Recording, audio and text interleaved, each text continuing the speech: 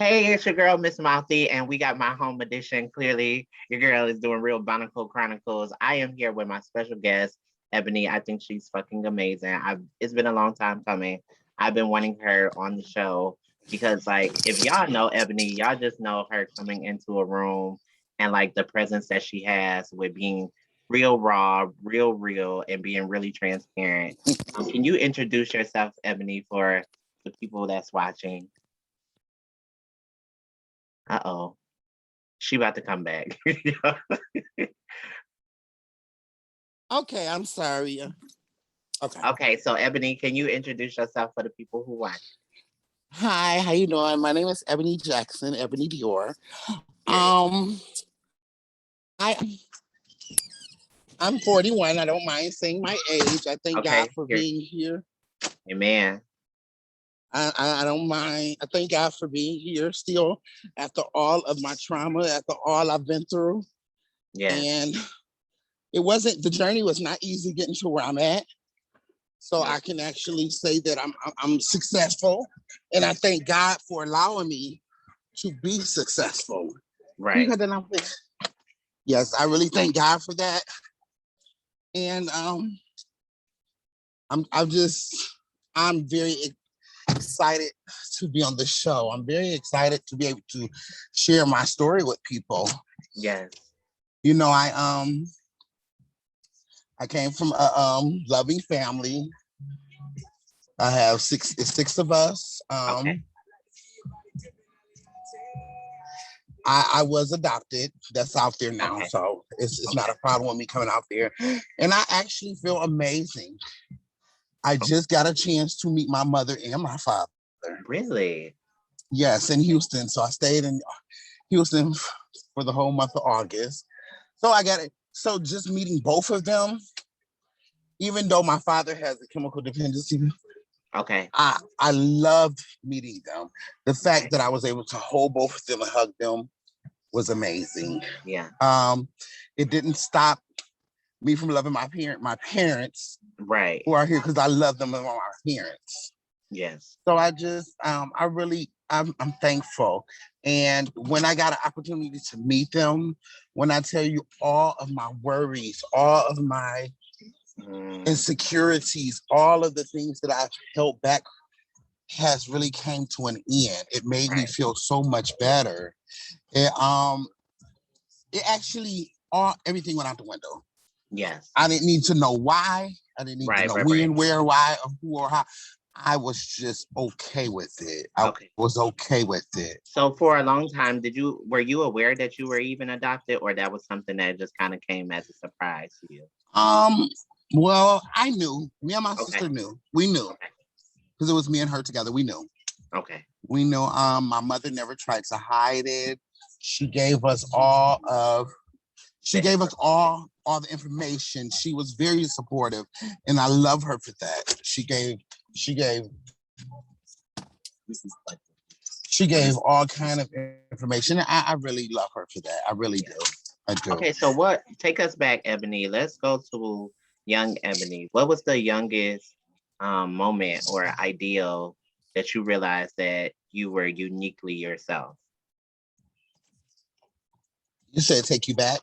Yeah, take me back to young Ebony. What was the earliest memory you had of young Ebony? Well, I remember at about 15 or 16, my mom used to always tell me that she knew something was different. She said I used to rub on legs and stockings and walk in her shoes and all of that. And so that was something that I knew about. And so when I told my family, I didn't care about anybody else knowing. I didn't care about anybody accepting me. There's only one person.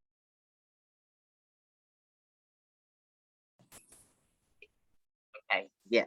So there's only one person I needed to accept me. Right. One person, that was my mother. I didn't care if nobody else accepted me. I didn't give a shit about anybody else. Okay. My mother was okay. And the way I told her and I moved out. Right. Okay. And she said, you don't ever have to move out. She said, why did you move out? Mm-hmm. She said, I knew. I just wanted to see if you were going to tell me. So I was out. Of course, I ended up hanging, want to move in with my grandmothers, Jasmine and Vicky. I experienced a lot of things. I was fighting like crazy. I was just like a loose cannon. I was ready all the time.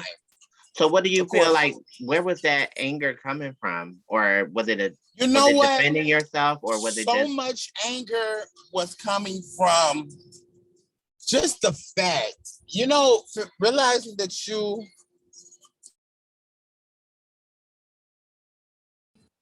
okay. So it was anger. I don't know where the anger was stemming from. Okay. I was never really a fighter. I was when I was younger, my siblings always fought for me. When I tell you they used to tear the school up, because we're all around the same age, so they used to tear the school down. Period. So I was not a fighter. So once I came out, picked on a lot from your identity. No, I don't. It wasn't that. I was always, my attitude always sucked. I don't know. I don't think it was my identity. I don't know what it could have been. Okay. It could have been. But once that happened, once I came out, baby, it was no more. When I tell you, it was no more. You said the wrong thing to me, I was opening you up. Period. Right. Period. And it's mighty funny because, I think that I just always been a loose cannon, and I think it has to do with stem from a lot of just, once children feel like they're adopted, they have this thing in the back of their mind, oh, nobody loves me, or this and that. But that wasn't the case all of the time, because I know my family loved me. Right. You know what I'm saying? I was battling with my own things as far as coming out, because I didn't know how to tell my parents. It just was a lot.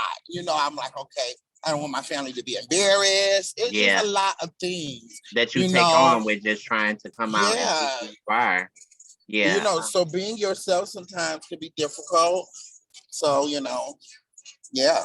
Yeah. Okay. So with that being said, what advice would you have to a younger person who may be experienced either in the foster care system or adoption that is challenging those things, right? Like they're a little bit angry. They have this newfound place that they can't explain. What would be some advice that you would give them? Okay, I'm gonna say for those people, and I'm also gonna say for people that family does not love them, or they feel like their family don't like them because they're gay. Right. I always tell my children, I always tell everybody, the best revenge is success. Okay. I'm here for it. The best revenge is success. Baby, once you become successful, I met a lot of my friends, a lot of my children, I met their parents, and I know their parents don't like gay people, but they always seem to love me. Because, and I tell them, because guess what? When you're successful, a bitch can't crowd you. There's nothing a bitch can say, but bitch, you did good. My son was just murdered in Ohio a couple months ago, and his mom and his grandmother say he always talks about you, always talks about you, always talks about you. He has always told me that his family was just really coming to our community, right? And they had nothing but good things to say. I really, and I love her to death. Shout out to you. I love her to death. I love them to death.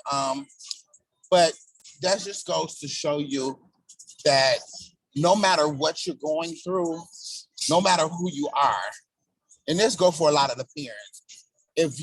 I had to take myself out of escorting because I was an escort. And I felt like, well, these kids love me so much to follow me and what I'm doing. Let me get out of the escort game and let me become successful. Yeah. If I can do that, if they look up to me, why not lead them down the right direction? Yeah. Yeah, and always. I want to say this because Maria was on the other day, and like, I just love like what you were able to be for her in moments that like my depression was fucking me up, right? Like, I love her. And it will. Yeah, I And love her to you pieces, and I wanted to be there for her as much as I could, but I couldn't get had to past get what I yourself was. stable. Yeah, what I was going And through mentally. and I want people to also understand. I want everybody to understand. I want people to stop thinking my life is not peaches and cream. I have my own. I have my own battles I'm fighting still. I'm still have some insecurities. I still don't care what you think I make or what I do make. It's more to the story. I still battle with myself a lot. Yeah, I really do. I don't want people to think it's peaches and cream. yeah, Yes, I have nice things and this and this and blah, blah, blah, blah, but it's not that. I have my own insecurities, and those are for me to work out. And maybe just maybe I came to terms with it. You know what I'm saying? Since I've met my parents and I got a lot off my plate, and maybe I will come to terms with them. But I have my own securities. I'm not. My life is not peaches and cream at all. Okay. It's far from it. So with you being able to see your birth parents, was there anything that you could relate to or see in yourself that you were like, girl, everything, okay, everything, okay, everything. Well, if you go on my page, there was a time I was meeting my father that day. Okay. And me and my auntie, we had just met that day. We had been talking, but we had really just met that day in person. And girl, we was clowning each other. Okay, Kian. Girl, she like, cause I was talking about all them horses nice. She like, them ain't no motherfucking horses. them cows. What she say, cows? I'm like, girl, she like, you going back to elementary. She said, when we leave here, we're going to Walmart. I'm going to get you your animal books. Okay. You don't know what the fuck is what. So that was just my parents. They're just the glamorous. Their house is glamorous. I see I got that. It's just so much. The attitudes of my cousins. It's so many. Yeah, everything about you is everything. It's self-explanatory. Now, not say because my parents here. I mean, I really didn't think too much because my mom has always gave us the best. My mom has always had the best things here. Right. So it's just some things that I couldn't explain. I didn't understand. Or I was like, okay, why is this? But I know now. So, okay. Period. Yes. Yeah. That's really important. So, a big part of you. Were you feeling free, like once that moment had happened, like once you was able? When I tell you, when I hugged my dad, it just was like, my mom was enough. We found her 2 years ago. Okay. But I found my father in one day. One day because my mother, my biological mother, she had gave me the information. And I found him that same day. Yeah. He stays an hour outside of Houston. Okay. And come to find out, I have a brother on my mom's side, and then I have a brother and a sister on my father's side. Ain't that beautiful? And then it's me and my sister here, and then I got my other siblings here as well. So yeah, it's quite a big friendly. And you know the beautifulest thing about this all, once I found our parents, once me and my sister found our parents, when I tell you they love each other, they my mom, she started off calling her sister, but then she started calling her mama because my mother's old enough to be her mother. Okay. My mother's only 57, 58. She's turned 58 in a second. So it's beautiful. It's beautiful. And they sit on the phone and they chatty catty. It's really beautiful. And my mom told her she could never repay her. I'm so glad that you got that. I'm really glad you got that experience and that connection of all your different family, to be able to bring some closure and some comfort. Yeah, so that's really important.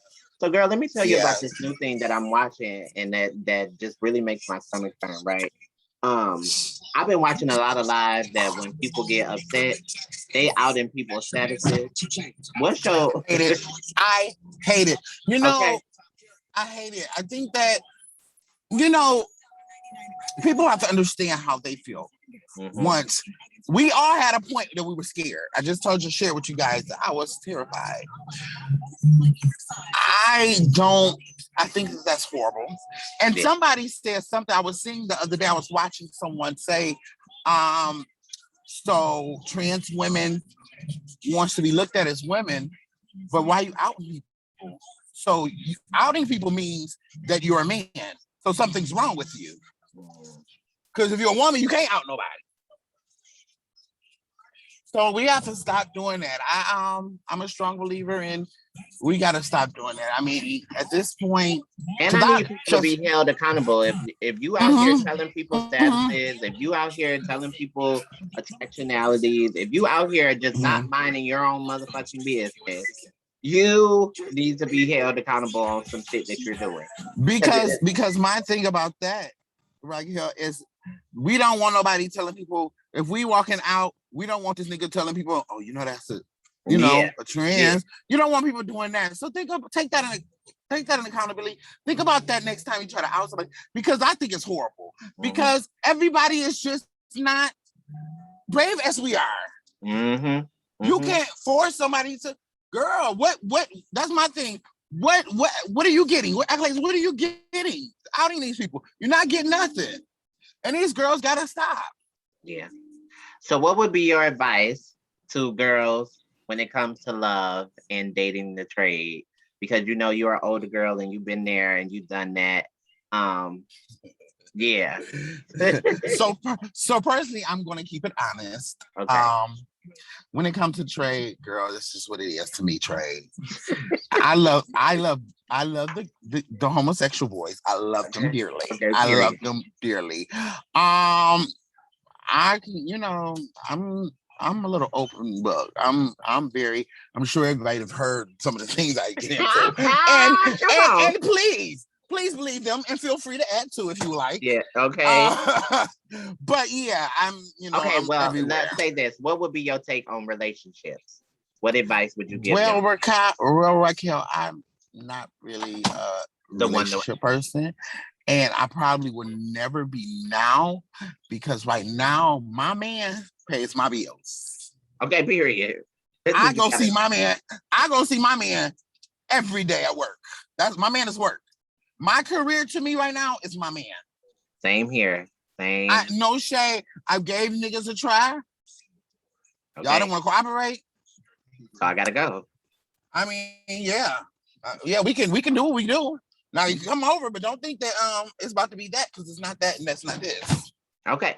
So tell people what you got going on as far as your career. What is it that you do? Okay. Let them know. Yes. Okay. So I do work at an AFC home. I've been working there for 10 years. I'm also at a funeral home. I am working on my bachelor's of being a mortician. Yes. I don't know what I was thinking I had. And people, please don't do this. I was working 2 full-time jobs and going to school full-time. I had 8 classes. That's ridiculous. That's a lot. And so I felt a class. I don't have, that's one thing about me, honest. My mom always told me, you're just too honest, you just talk too much. But I don't give a fuck. I felt a class and I got kicked out. And so now I have to go. I have associates. So now I have to go back. So I'm taking 2 classes now, so that next September I'll be back into the program. Okay, good. I wish you all the luck, because you got it. And we need more women like yourself in those roles and responsibilities. Because so I plan on opening my own funeral home. I do. I want to specialize in the LGBT community, but I want to be for everyone. Yeah, because everyone deserves that. I don't know. I just really love my community and I want to give back. Have there been any biases, or what has been the difficult things that's been happening when you think about like girls being buried or having life policies and things of that nature? Girl, I've seen some. I'm gonna tell you honestly, I love my job. I love OH5 Funeral Home. They love me, they accept me and everything. It's some things this though that I'm trying to get over. It's difficult because you have a lot of times you have a lot of trade coming through there. And my first day I got into it with somebody. So it's just some things that I'm working into when it comes to that. Yes, there has to be worked out with that. But when I tell you they are so respectful, they love the hell out of me. They love me. Yeah, because I bumped into your butt. Yes. At my friend's mom's the service. Heck out of me. They love me, but like I said, you know, when I always tell people, you know, sometimes when you're breaking barriers, because we are, it can be a little uncomfortable, but that's okay. That's okay. Because see, coming out of where the person I am, I have to tone down some things sometimes coming out of the person I am, because I'm a firecracker. Trey say something to me, I go upside the head. But you have to realize when you grow up and you're trying to become successful, there's certain things you cannot do. Yeah. So that won't happen. Sometimes it's not trying to hide who you are. It's just sometimes you have to take a different approach about it. Take a different approach about it, and then you'll be good. Yeah. You'll be good. Because ultimately, what you need to do is show people that like you unfazed, you unscathed. I see the shit that you be trying to do, but you ain't getting over here. You ain't about to take me out of my character to stop my blessings. Exactly. Baby, when I tell you my sister had carried one day, my first day, girl. Okay. I got into something. My sisters and brothers, especially my sister, they have really been there. Like they baby, if you say the wrong thing about me. Ooh, not that one. Like girl. Okay. Yeah, it's really a beautiful thing though, and I just want everybody to, I want the community to just come together and grow. I see a lot of things, like I see a lot of the killings and the girls. I'm not saying don't make your money, but I want people to understand that when you're hustling and you're making your money, that's not forever. Yeah, that's supposed to be a stepping stone. Yeah. That's what that is. That's not so you can become a millionaire. Yeah. You know, it's just, it's, yeah. What about where you see yourself in the next 5 years? Babe, in the next 5 years, I see myself being a funeral home owner. Period. Hopefully, I see myself I want to start my first one here in Detroit, then I'm going to Houston. That's where my family lives. Of one there. So that's where I see myself next 5 years, living in a mansion. I see. I want all that. Paying it, probably dating a trans woman. Or a trans man. Oh. Because I mean, girl, niggas just too much. They never come with a lot. Don't worry about it. I'm never going gay. I'm never date trans woman. Well, I mean, you never know though. You never know. I'm a little saucy, so like lately I've been finding myself being really. But you know what? There's a lot of things that I'm finding out in my older age that I'm divvying into, and because when you think about partnership, right? Like that's what's important to me. Partnership, somebody that's meeting me equally yoked. Like, don't think you're gonna get over on me. Don't think you're gonna get over on me. That ain't happening. That's not gonna happen. Yeah, because I keep finding myself looking at my friend, like my friend is so sexy to be a girl, like, baby, like what's going on? And I'm like, Hills, what you going through? Stop looking at that. Like, no, say you be like, girl, wait a minute. But you know, but I don't know, because I like fishy boys. Okay. I love fishy boys. Really? So I mean, yes, girl, yes. The fishier the better. Okay. Trey, girl. Okay, so walk me through that. What do you get from a fishy boy? Like, I don't know. I just love them. I just love them. That energy. A lot of, I'm not gonna put too much, but just know I'm gonna say it in layman's in our time. Okay, girl, the trade and the fishy boys can slay me. Okay, period. So I think it's just a vendetta I got against trade.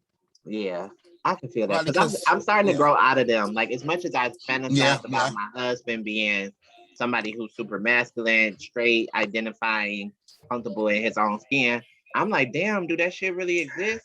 Because then I find myself running into guys who just say they enamored by us, but they really don't give a fuck. Because when it comes time to protect us, show up for us, love and support us, they don't do that shit. But see, and they get married, so they don't even look like us. They wife be Asian, white, like. You know what's crazy? What's crazy is that girl protecting. Girl, I'll beat the fuck out of a nigga. I ain't lost it. Okay. I ain't lost it. I'm still girl, because I'm not, you know what? I'm not taking shit off nobody. I'm taking shit off nobody. I hear I don't that. take shit off of nobody. I say I don't got no more L's. I don't. I ain't never been the bitch one has that I'm been not getting about to over start me being since on. kindergarten, bitch. I ain't But got you know no what? more. I can actually say though, what I understand is, you know, when you're changing, it seems like people try you. Yeah. I've had so many people that's tried me, and I've let it go. But do not poke. What they say? Don't poke the bear. Don't poke the bear. Don't keep. Bitch, when she wakes up, oh, bitch, it's gonna be hell to pay.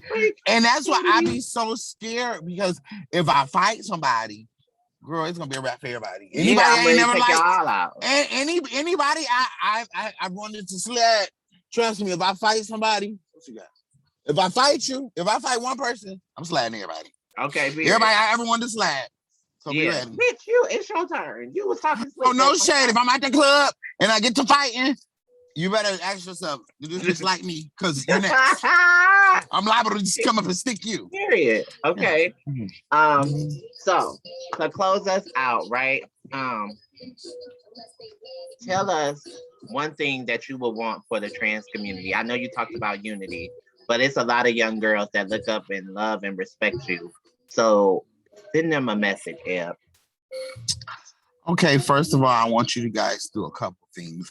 I want you to don't out people, because what I want everybody to know is that you will get found. Let's stop doing that. That's first of all. I love y'all enough to tell you don't do it, because these boys are not. When it comes to their privacy, they'll kill you. Yeah. I have seen so many deceased, so many dead bodies, so many decedents. I don't want to see none of my girls in here. I don't want to see no girls in here. Yeah.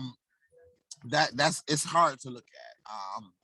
And of course, because we had a couple, of course they already know. They come through. Trust me, I go back there every morning. I go downstairs every morning to see who's there. Mm-hmm.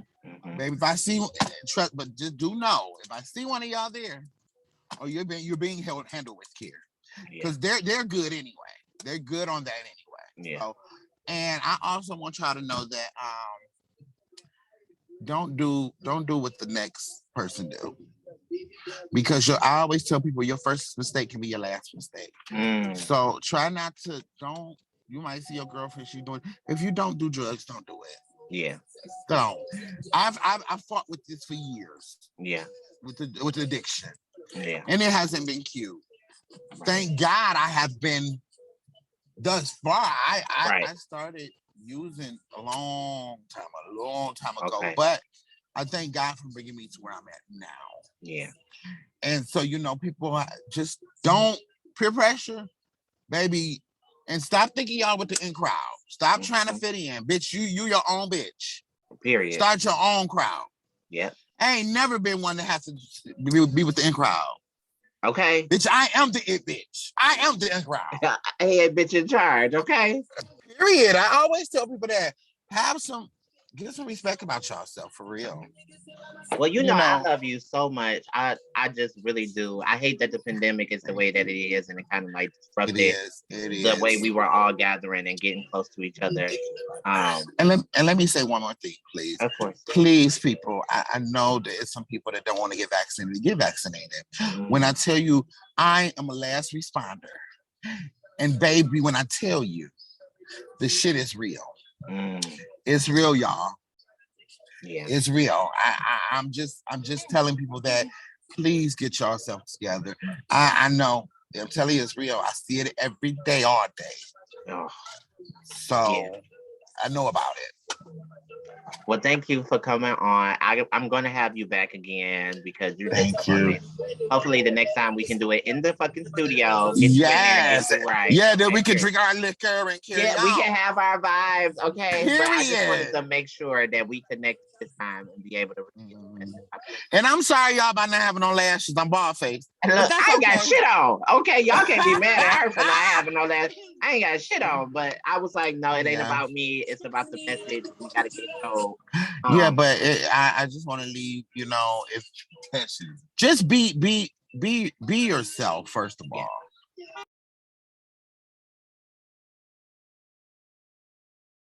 So with that being said, like she was about to say, be yourself.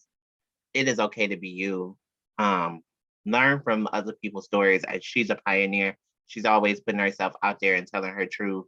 You do not have to fit in by no means. Create your own lane. If you don't see where you fit in at or how you shine, go create that shit somewhere else. Go find some darkness, shine your light right where it be, and be a brightness to someone else. So with that being said, this is your girl, Miss Mouthy. And even when you don't hear me, you what? You see me. This was the Bonicle, the Bonnet Chronicles edition, okay? Period. Bye.